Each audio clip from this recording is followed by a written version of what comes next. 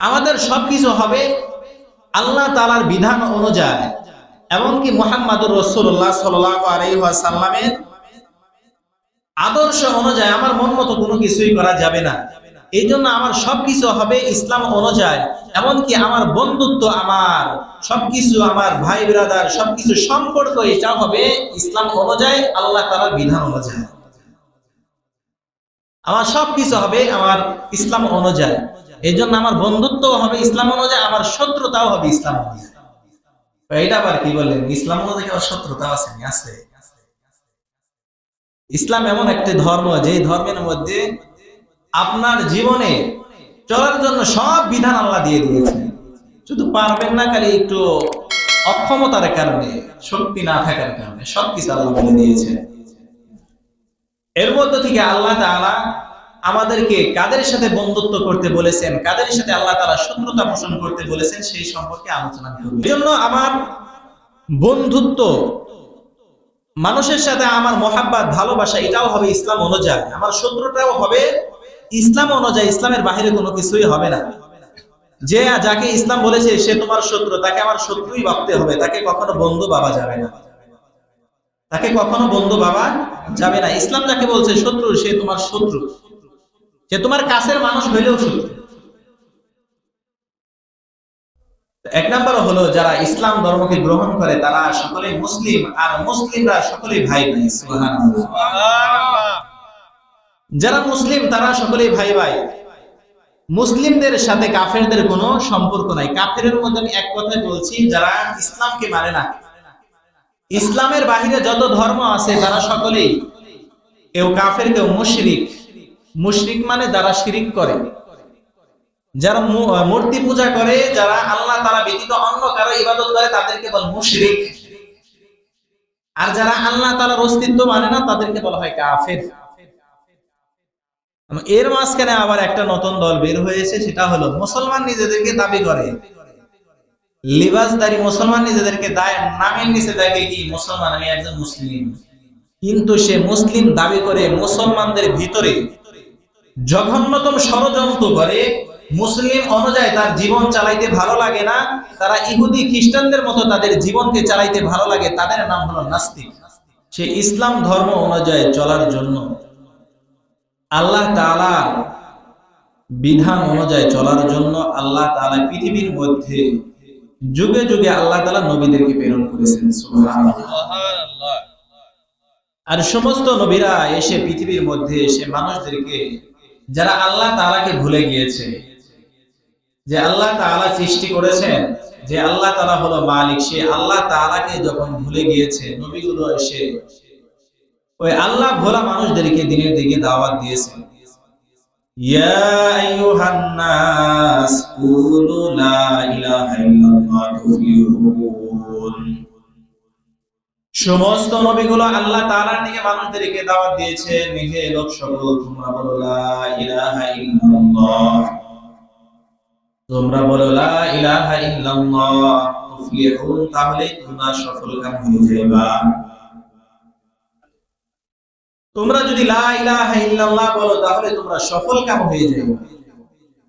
যারা এই নবীদের ডাকে সাড়া দিয়ে, নবীদের ডাকে যারা সাড়া দিয়েছে, নবীদের কথা যারা শুনেছে, তারা পৃথিবীর মধ্যেও সফলকাম হয়েছে, আখিরাতেও তারা সফলকাম। সুবহানাল্লাহ। কিন্তু যারা নবীদের ডাকে সাড়া দেয় নাই, তারা পথভ্রষ্ট হয়ে গিয়েছে। পৃথিবীতেও তারা পথভ্রষ্ট, মৃত্যুর পরেও তারা পথভ্রষ্ট, তাদের কোনো আরামের স্থান নাই। এই জন্য আমাদের বিধানগুলোকে জানার জন্য,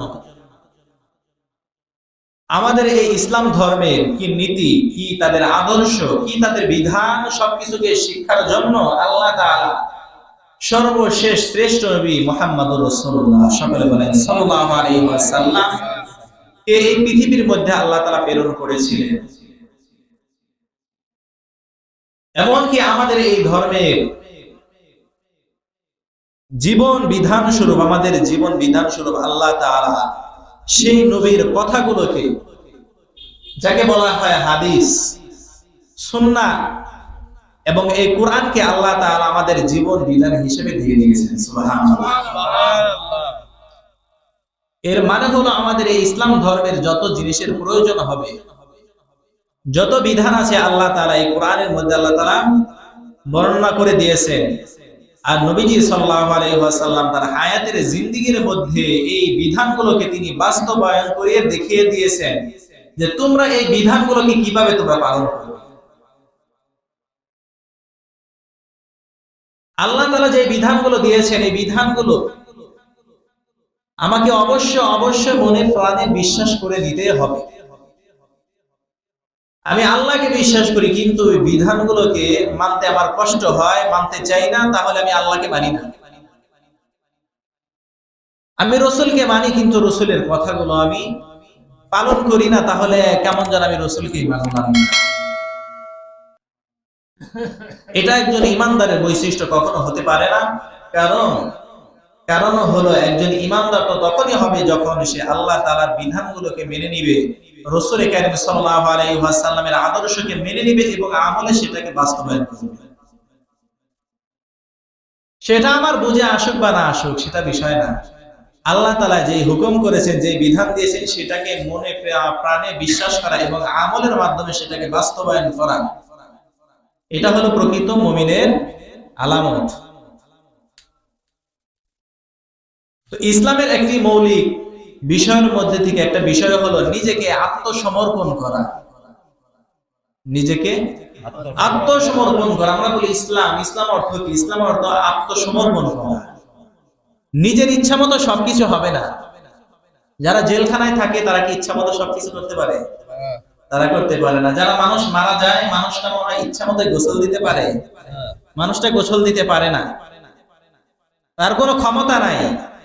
সুতরাং আমি যেহেতু একজন মুসলিম, এই জন্য আমার জীবন বিধান এটা আমার মতো চালালে হবে না। আল্লাহ যেভাবে বলেছেন, নবী যেভাবে বলেছেন, যেভাবে আদেশ করেছেন, সেভাবে আমার জীবনকে পরিচালনা করতে হবে। মন মতো চালানো যাবে না। মন মতো কখনোই আমার জীবনকে চালানো যাবে না। কোন ধরনের কুফরি করা যাবে না, শিরিকি করা যাবে না, অন-ইসলামিক কাজ করা যাবে না। আর এটাই ছিল হযরত ইব্রাহিম আলাইহিস সালামের ধর্ম। সুবহানাল্লাহ। শুধু ইব্রাহিম আলাইহিস সালামের ধর্মই নয়, এটা মুহাম্মদুর রাসূলুল্লাহ সাল্লাল্লাহু আলাইহি ওয়াসাল্লামের ধর্ম। সুবহানাল্লাহ। আমাদের এই ইসলাম ধর্ম, আমরা যে মুসলিম, আমাদের যে ধর্ম, আমাদের যে জীবন বিধান আর ইব্রাহিম আলাইহিস সালামের জীবন বিধান প্রায় একই রকম। সুবহানাল্লাহ। সুবহানাল্লাহ।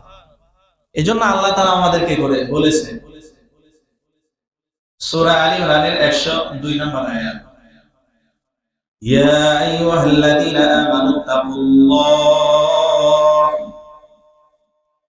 ইয়া আইয়ুহাল্লাযীনা আমানু তাকুল্লাহা হাক্কা তুকাতিহি ওয়া লা তামুতুন্না ইল্লা ওয়া আনতুম মুসলিমুন। আল্লাহ তাআলা এই আয়াতের মধ্যে বলেন, ইয়া আইয়ুহাল্লাযীনা আমানুত্তাকুল্লাহ, হে ঈমানদারগণ, তোমরা আল্লাহ তাআলাকে ভয় করো। হাক্কা তুকাতিহি, যেভাবে ভয় করা উচিত, আল্লাহকে যেভাবে ভয় করা উচিত সেইভাবে তোমরা ভয় করো। আমরা পুলিশকে সবাই ভয় পাই না? পুলিশে আমরা ভয় পাইলাম, ভয় পাওয়া ছাড়া আবার মনে করো অন্যায় কাজও করতেছি, এটা কি ভয় পাওয়া হলো? এটা সবাই বলেন ভয় পাওয়া হলো না? ভয় পাইতে হলে তাকে ভয় পাওয়ার মতো পাইতে হবে, অপরাধ থেকে নিজেকে বাঁচিয়ে রাখতে হবে, তাহলে সেটা ভয় পাওয়া হবে। তাফসিরে মাযহারের মধ্যে হাক্কা তুকাতিহির তাফসিরের মধ্যে লেখেন, এর অর্থ হলো নিজেকে আল্লাহ তাআলার জন্য সমর্পণ করে দেওয়া, আত্মসমর্পণ করা। নিজের ইচ্ছা মতো কোনো কাজ করা নয়। আমার সমস্ত কাজগুলো হবে, আমার সমস্ত কিছু হবে একমাত্র আল্লাহ তাআলার চাহিদা মোতাবেক। সুবহানাল্লাহ। আল্লাহ তাআলাকে ভয় করতে হবে। আল্লাহ বলছেন ভয় করো, কিভাবে? আমার সবকিছু হবে সেই আল্লাহ তাআলার মোতাবেক, আল্লাহর হুকুম মোতাবেক হতে হবে। আমার নিজের ইচ্ছা মতো কোনো কিছু করাই যাবে না। শুধু তাই নয়, আল্লাহ তাআলা বলেন ওয়ালা তামুতুন্না ইল্লা ওয়া আনতুম মুসলিমুন। শুধু তাই নয়, তোমরা আত্মসমর্পণকারী না হয়ে তোমরা মৃত্যুবরণ করিও না। সুবহানাল্লাহ। তোমরা আত্মসমর্পণকারী না হয়ে তোমরা মৃত্যুবরণ করো না। এখানে আল্লাহ কি মৃত্যুবরণ করতে নিষেধ করেছেন? এটা জোরে বলেন, মৃত্যুবরণ করতে নিষেধ করেছেন? আল্লাহ বলছেন তোমরা মুসলমান না হয়ে মারা যায়ও না। তাহলে কি আল্লাহ মৃত্যুবরণ করতে নিষেধ করেছেন? আল্লাহ মৃত্যুবরণ করতে নিষেধ করে না। আল্লাহ এটা বলেছেন যে তোমরা মৃত্যুর আগে আগে তোমাদেরকে আত্মসমর্পণ করে তোমরা আল্লাহ তাআলার বিধান অনুযায়ী চলে, আল্লাহ তাআলা যে হুকুম দিয়েছেন তোমাদেরকে সেই হুকুম অনুযায়ী চলে, মুহাম্মদুর রাসূলুল্লাহ সাল্লাল্লাহু আলাইহি ওয়াসাল্লামের নীতিকে মেনে, আদর্শকে মেনে তারপরে তোমরা মৃত্যুবরণ করিও। সুবহানাল্লাহ।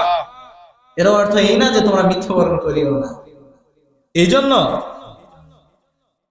আমাদের সবকিছু হবে আল্লাহ তাআলার বিধান অনুযায়ী, এমনকি মুহাম্মদুর রাসূলুল্লাহ সাল্লাল্লাহু আলাইহি ওয়াসাল্লামের আদর্শ অনুযায়ী আমার মন মতো কোনো কিছুই করা যাবে না। এই জন্য আমার সবকিছু হবে ইসলাম অনুযায়ী, এমনকি আমার বন্ধুত্ব, আমার সবকিছু, আমার ভাই ব্রাদার সবকিছু সম্পর্ক এটা হবে ইসলাম অনুযায়ী, আল্লাহ তাআলার বিধান অনুযায়ী। আমার সবকিছু হবে আমার ইসলাম অনুযায়ী। এই জন্য আমার বন্ধুত্ব হবে ইসলাম অনুযায়ী, আমার শত্রুতাও হবে ইসলাম অনুযায়ী। এটা আবার কি বলেন, ইসলাম অনুযায়ী আমার শত্রুতাও আছে? ইসলাম এমন একটি ধর্ম যে ধর্মের মধ্যে আপনার জীবনে চলার জন্য সব বিধান আল্লাহ দিয়ে দিয়েছে। শুধু পারবেন না, খালি একটু অক্ষমতার কারণে, শক্তি না থাকার কারণে সবকিছু আল্লাহ বলে দিয়েছে। এর মধ্যে থেকে আল্লাহ তাআলা আমাদেরকে কাদের সাথে বন্ধুত্ব করতে বলেছেন, কাদের সাথে আল্লাহ তাআলা শত্রুতা পোষণ করতে বলেছেন সেই সম্পর্কে আলোচনা করব। এই জন্য আমার বন্ধুত্ব, মানুষের সাথে আমার মহাব্বত, ভালোবাসা এটাও হবে ইসলাম অনুযায়ী, আমার শত্রুতাও হবে ইসলাম অনুযায়ী। ইসলামের বাইরে কোনো কিছুই হবে না। যে যাকে ইসলাম বলেছে সে তোমার শত্রু, তাকে আমার শত্রুই ভাবতে হবে, তাকে কখনো বন্ধু ভাবা যাবে না, তাকে কখনো বন্ধু ভাবা যাবে না। ইসলাম যাকে বলছে শত্রু, সে তোমার শত্রু, সে তোমার কাছের মানুষ হইলেও শত্রু। এক নম্বর হলো যারা ইসলাম ধর্মকে গ্রহণ করে তারা সকলেই মুসলিম, আর মুসলিমরা সকলেই ভাই ভাই। সুবহানাল্লাহ। যারা মুসলিম তারা সকলেই ভাই ভাই। মুসলিমদের সাথে কাফেরদের কোনো সম্পর্ক নাই। কাফেরের মধ্যে আমি এক কথাই বলছি, যারা ইসলামকে মানে না, ইসলামের বাহিরে যত ধর্ম আছে তারা সকলেই, কেউ কাফের কেউ মুশরিক। মুশরিক মানে যারা শিরিক করে, যারা মূর্তি পূজা করে, যারা আল্লাহ তাআলা ব্যতীত অন্য কারো ইবাদত করে তাদেরকে বলে মুশরিক। আর যারা আল্লাহ তাআলার অস্তিত্ব মানে না তাদেরকে বলা হয় কাফের। এর মাঝখানে আবার একটা নতুন দল বের হয়েছে, সেটা হলো মুসলমান নিজেদেরকে দাবি করে, লিবাসদারি মুসলমান নিজেদেরকে নামের নিচে দেখে কি মুসলমান, আমি একজন মুসলিম, কিন্তু সে মুসলিম দাবি করে মুসলমানদের ভিতরে জঘন্যতম ষড়যন্ত্র করে। মুসলিম অনুযায়ী তার জীবন চালাইতে ভালো লাগে না, তারা ইহুদি খ্রিস্টানদের মতো তাদের জীবনকে চালাইতে ভালো লাগে। তাদের নাম হলো নাস্তিক, যারা আল্লাহর অস্তিত্বকেই স্বীকার করতে চায় না। এই জন্য যারা মুসলিম, যারা ইসলাম অনুযায়ী চলে তারা হলো মুসলিম, আর এর বিরোধী যারা আছে তাদের বলা হয় কাফির বা মুশরিক। তো আল্লাহ আমাদেরকে বলেছেন তোমরা মুশরিকদের সাথে তোমরা বন্ধুত্ব করিও না, মুশরিকদের সাথে তোমরা বন্ধুত্ব করিও না, মুশরিকদের তোমরা কখনোই বন্ধু হিসেবে গ্রহণ করিও না। কারণ মুশরিক তারা আমাদের বন্ধু না, তারা আমাদের শত্রু। যদি তারা আমাদের আত্মীয় স্বজনের মধ্যে থেকে হয় তারপরেও তারা আমাদের বন্ধু না, তাদেরকে শত্রুই ভাবতে হবে। আর তাদের সাথে কোনো ধরনের সাহায্য সহযোগিতা করা যাবে না, তাদের সাথে কাজকর্মে আমাদের একরকম করা যাবে না। এই জন্য তাদের থেকে আমাদের আমলগুলো, আমাদের কাজগুলো পৃথক হতে হবে, তাদেরকে কোনো অবস্থায় সাহায্য করা যাবে না। কারণ তারা যদি আমাদের মধ্যে আমাদের সাথে বন্ধুত্ব করে ফেলে তাহলে তারা আমাদের মধ্যে মিশে আমাদের ইসলামের যেই সমস্ত গভীর চক্রান্ত করে তারা আমাদের মধ্যে ঝামেলা করে ফেলবে। এজন্য তাদের সাথে কখনো বন্ধুত্ব করা যাবে না, তাদেরকে সবসময় শত্রুই ভাবতে হবে। এজন্য নবীজি সাল্লাল্লাহু আলাইহি ওয়াসাল্লাম যখন মক্কা থেকে যখন চলে গেলেন, মদিনায় চলে গেলেন, মদিনায় যাওয়ার পরে নবীজির একজন সাহাবী হাতিব ইবনে বালআত, তার আত্মীয় স্বজনগুলো তারা মক্কাতেই ছিল, তার স্ত্রী সন্তানগুলো মক্কায় ছিল। যখন ষষ্ঠ হিজরিতে হুদায়বিয়ার সন্ধি করলেন নবীজি সাল্লাল্লাহু আলাইহি ওয়াসাল্লাম মক্কার কাফেরদের সাথে, এমন অবস্থায় মক্কার কাফেরেরা তারা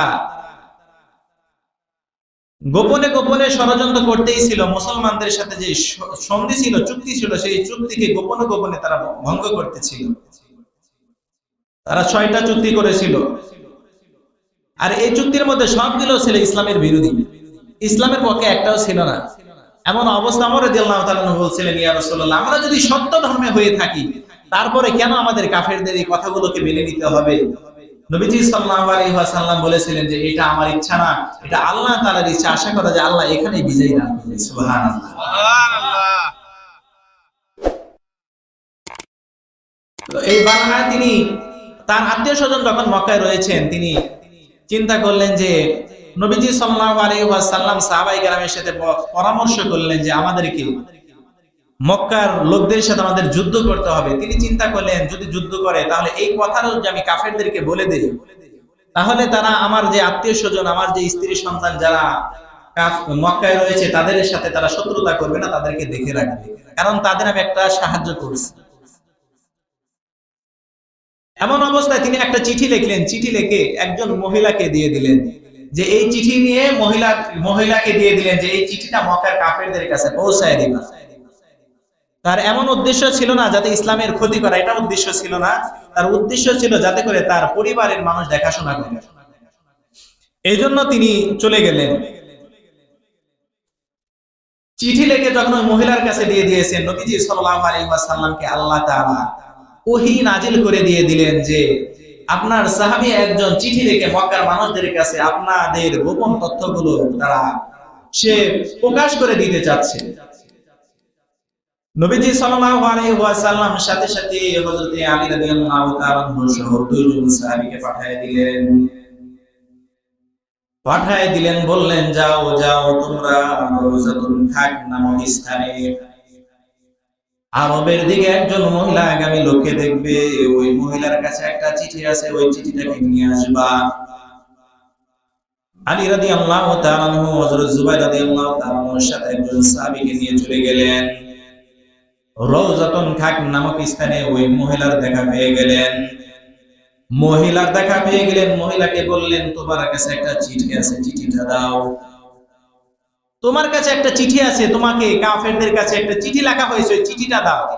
মহিলা বলে আমার কাছে তো কোনো চিঠি নেই। মহিলা বলছে আমার কাছে কোনো চিঠি নাই, অস্বীকার করছে। সাহাবায়ে কেরামের নবীর কথার উপর কতটা আস্থা ছিল, বিশ্বাস ছিল, কতটা তারা নবীর কথাকে বিশ্বাস করেছে। চোখের সামনে যেটা দেখেছে সেটা মিথ্যা হতে পারে, কিন্তু নবীর কথা কখনো মিথ্যা হতে পারে না। এটা ছিল তাদের ঈমান। সাহাবায়ে কেরাম তাদের সামনে জান্নাতের আলোচনা করা হয়েছে, তাদের জান্নাতের যখন তাদের সামনে আলোচনা করা হলো, জাহান্নামের আলোচনা করো, সাহাবায়ে কেরাম বললেন ইয়া রাসূলুল্লাহ, এই যে জান্নাতের আলোচনা করেন, জাহান্নামের আলোচনা করেন, জাহান্নামকে যদি আমাদের সামনে আনা হয়, জান্নাতকে যদি আমাদের সামনে আনা হয়, আমাদের যে আপনার আলোচনা শুনে যে পরিমাণ বিশ্বাস হয়েছে সেখান থেকে চুল পরিমাণও বাড়বেও না, কমবেও না। সুবহানাল্লাহ। এটা ছিল সাহাবায়ে কেরামের ঈমান, যে তারা দেখে নাই যে জিনিসটা, তারপরে নবীজির কথার উপরে তারা এতটাই বিশ্বাস ছিল যে দেখার থেকে এটা আমাদের বেশি ফিল হয়ে গেছে। হযরত আলী রাদিয়াল্লাহু তাআলা হয় মহিলাকে বললেন, ও মহিলা তোমার কাছে চিঠি আছে, আমরা যেই নবীর ধর্মকে গ্রহণ করেছি তিনি কখনো মিথ্যা কথা বলতে পারে না।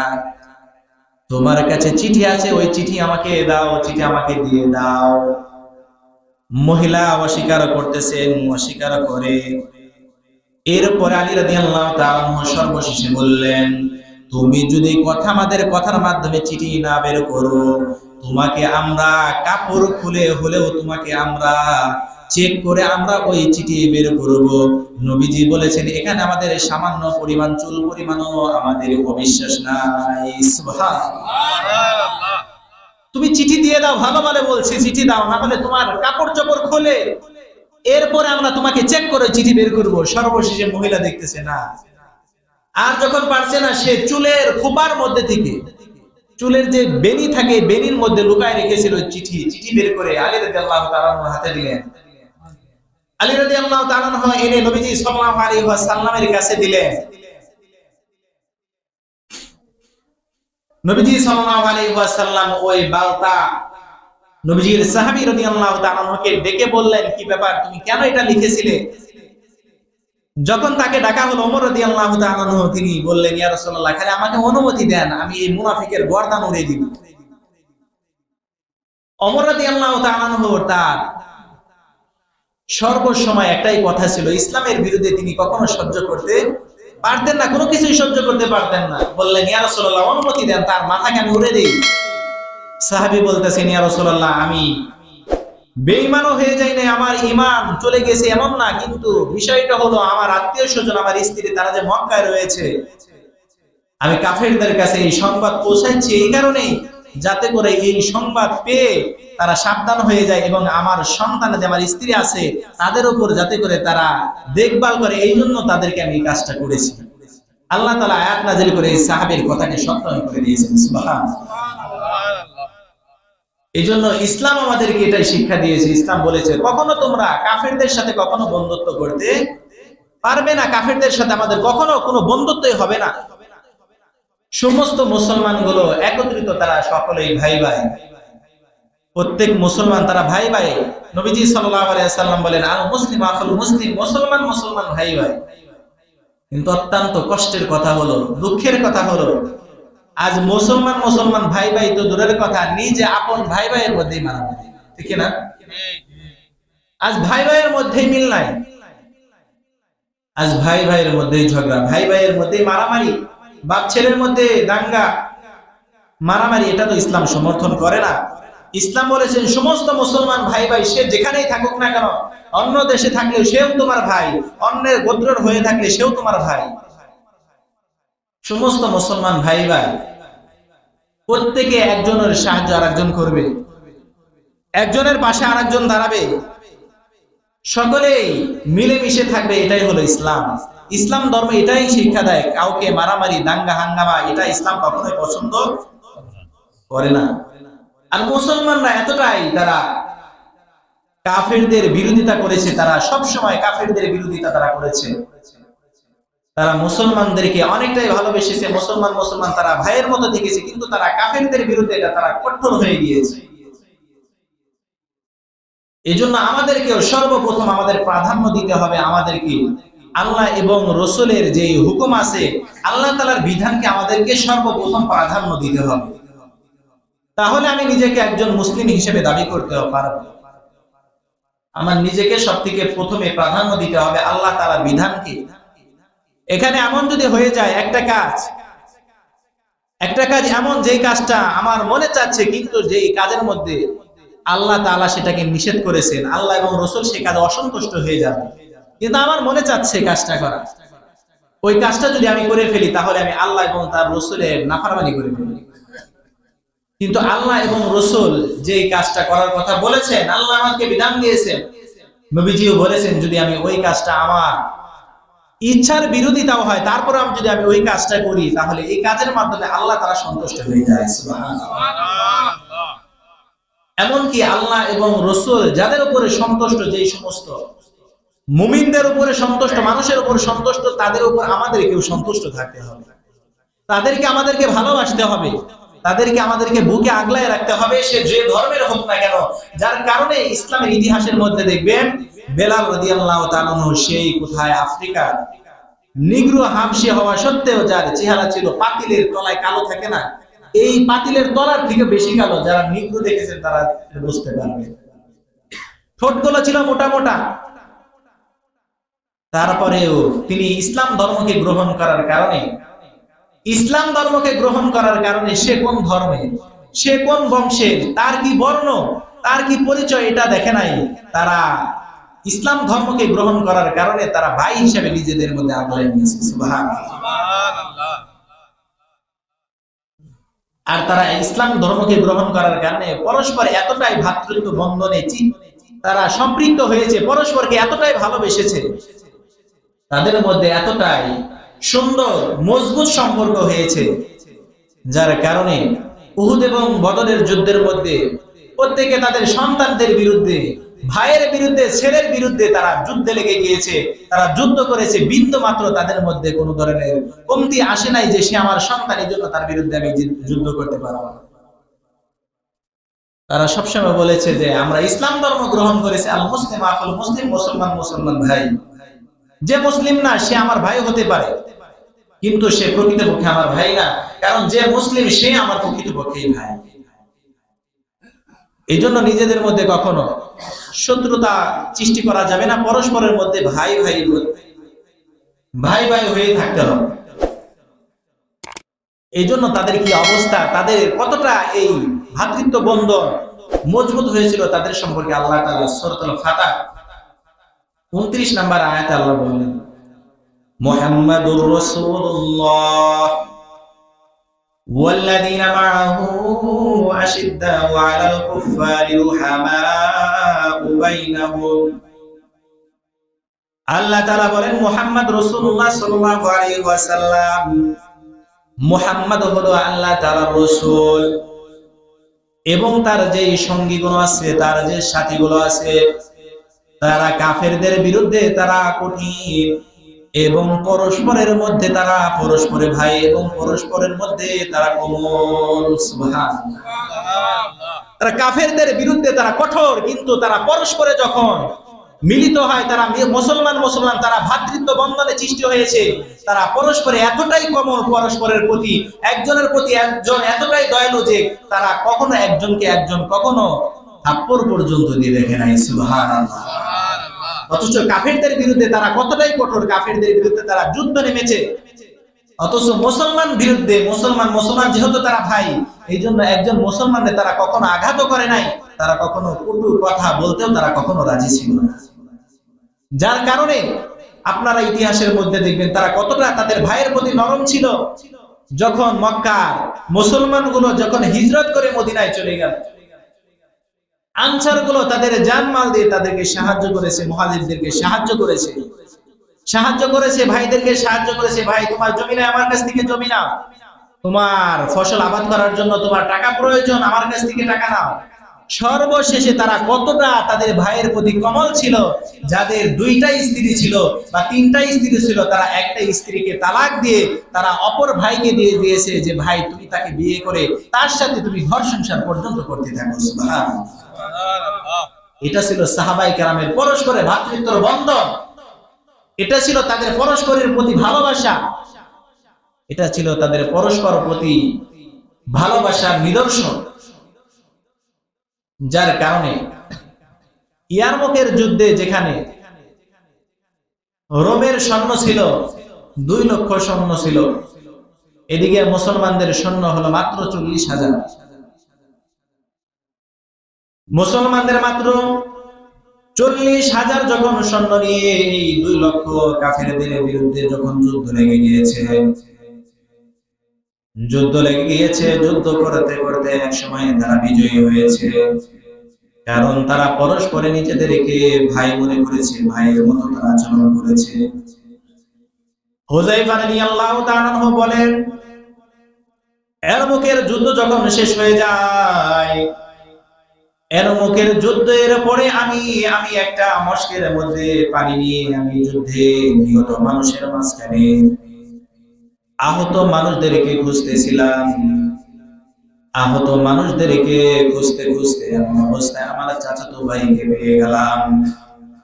আমার চাচাতো ভাই মৃত্যুর সাথে পাঞ্জা লড়ছে। আমার কাছ থেকে আমার চাচাতো ভাই পানি চাইলো, আমি তার এই পানির মশকটা তার মুখের সামনে ধরলাম।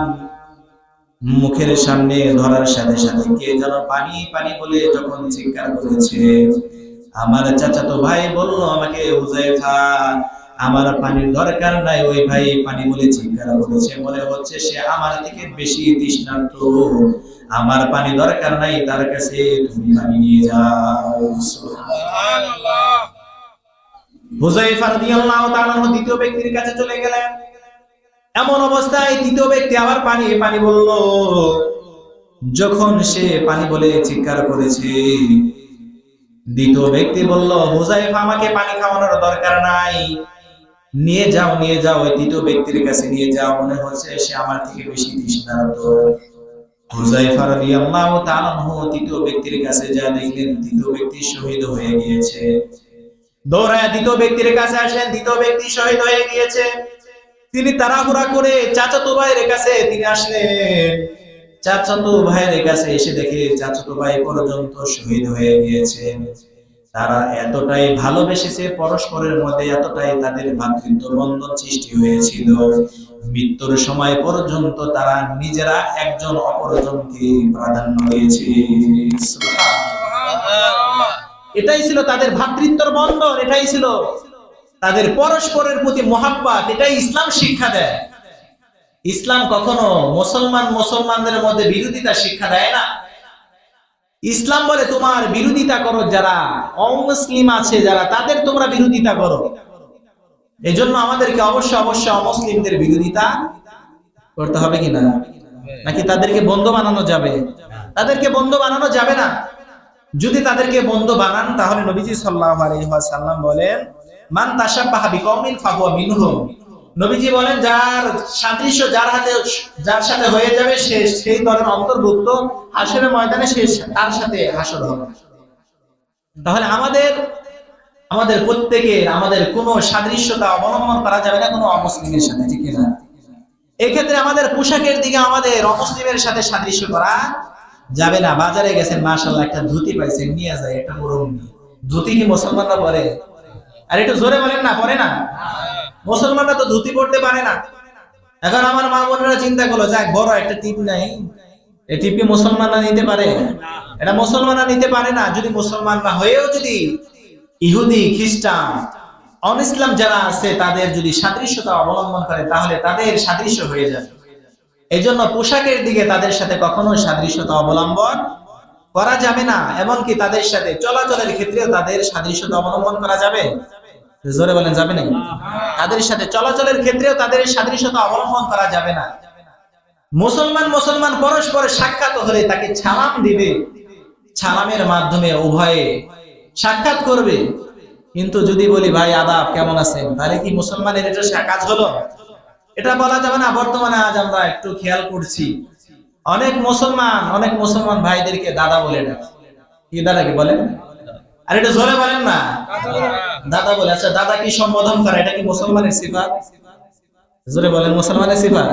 মুসলমানের সিফাত না তো, এটা আমাদের ইসলামিক একটা ডাক। এজন্য এটা বলে ডাক দেওয়া যাবে না। এই জন্য পরস্পর মুসলমানের সাথে দেখা হলে তাদেরকে সালাম দিতে হবে। আমাদের মাদ্রাসাতে একটা পরস্পর আমরা যখন এক ক্লাসে পড়লে আমরা বলি সাথী ভাই। কি বলি?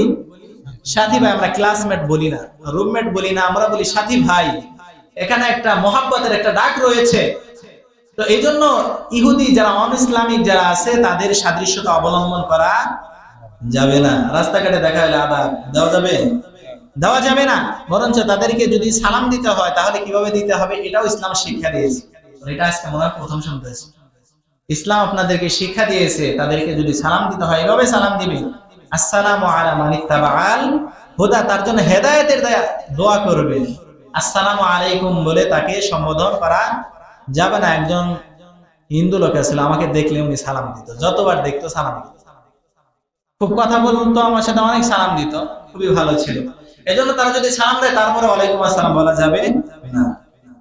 এজন্য তাদের সাথে সাদৃশ্যতা অবলম্বন করা যাবে না। পোশাকের দিকেও তাদের সাথে সাদৃশ্যতা অবলম্বন করা যাবে না। এমনকি তাদের চলাচলের ক্ষেত্রেও তাদের সাথে সাদৃশ্য অবলম্বন করা যাবে না। এমনকি খাবারের ক্ষেত্রেও তাদের সাদৃশ্য অবলম্বন করা যাবে না। তাদের সাদৃশ্য অবলম্বন করা কখনোই যাবে না। আমাদের জন্য যেটা খাবার সেটাই খেতে হবে। এজন্য অন-ইসলামিক যারা ইসলাম ধর্মের নয় তারা যে সমস্ত খাবার খায় সেগুলো খাওয়া যাবে না। খাওয়া যাবে নি? ব্যাং কুচ্চা খাওয়া যাবে? অনেকে কুচ্চা খায়, অনেকে ব্যাং খায়, কাছিম খায়, এগুলো খাওয়া যাবে না, কারণ এটা ইসলামে বৈধ করে নাই। অনেকে আবার এটা খায় না, অনেকে খায়, এটা খাওয়া কখনোই যাবে না। সহজ মূলনীতি আপনাদেরকে ইসলাম বলে দিয়েছেন। যেই জিনিসটা মাছ, বলেন আমার সাথে, যেই জিনিস পানিতে বসবাস করে মাছ, নাম হলো মাছ। যদি নাম মাছ দিয়ে রাখে তাহলে সেই জিনিসটা আপনাকে খাওয়া যাবে। এই জন্য কোন কচ্ছপকে আজ পর্যন্ত মানুষ মাছ বলছেনি, মাছ বলে নাই। সুতরাং মুসলমানদের জন্য খাওয়া বৈধ নয়। কোন ধরনের কুচ্চা, এটাও খাওয়া মুসলমানদের জন্য বৈধ না, হারাম। কোন ধরনের কাঁকড়া খাওয়া যাবে? কক্সবাজারে গিয়েছিলাম, বড় বড় হোটেলের ভিতরে এক একবারে মনে করে চার দেওয়া আছে, সেখানে লেখা আছে এমনকি কাঁকড়া পর্যন্ত ভাইজা ভাইজা দেখছে। আমার দেখে তো অবস্থা খারাপ, এটা কিভাবে খায় মানুষ। এই জন্য সেগুলো খাওয়া যাবে না। তো যা অন ইসলামিক যারা আছে, যারা ইসলাম ধর্মের গ্রহণ করে নাই, যারা ইসলাম ধর্মে নাই, সেটা আমাদের করা যাবে না। তাদের এই বিষয়ে বিরোধিতা আমাদের অবশ্যই করতে হবে। খাবারের ক্ষেত্রে বিরোধিতা করতে হবে, চলার ক্ষেত্রেও বিরোধিতা করতে হবে, পোশাকের ক্ষেত্রেও বিরোধিতা করতে হবে। এক কথায় তাদের সাথে আমাদের কোনো ধরনের সম্পর্ক রাখা যাবে না। যাবে নি? যাবে না। যদি রাখি তাহলে নবীজি বলেন যে মান তাশাব্বাহা বিকওমিন ফাহুয়া মিনহুম। যদি আপনার সাদৃশ্য কোনো ইহুদির সাথে হয়ে যায়, যারা ইসলাম ধর্মে নয় তাদের সাথে হয়ে যায়, তাহলে তা আপনার হাসর তার সাথে হবে। এইজন্য আমরা তাদের সাদৃশ্যতা কখনো অবলম্বন করব না। মুসলমান পরস্পরের ভ্রাতৃত্ব বন্ধনে স্থাপন করব, পরস্পর ভাইয়ের মতো থাকবো ইনশাআল্লাহ।